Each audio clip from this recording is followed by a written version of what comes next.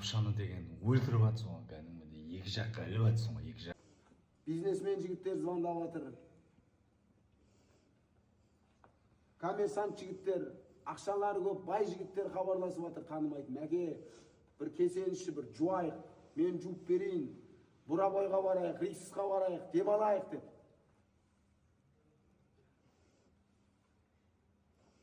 Егер де маған бәрібір болса, менге сол Өскеменде Қатонқарағайда баняның ішінде жататын ем. Қарағым-ай, еліктер осылай жосады екен, жолыңнан сені кім тосады екен. Ай, Мұхитжан, лапшаны деген өлтіріп атсың ғой, кәдімгідей екі жаққа іліп атсың ғой, екі жаққа сұлтандарды деген әңгімені өлтіресің да.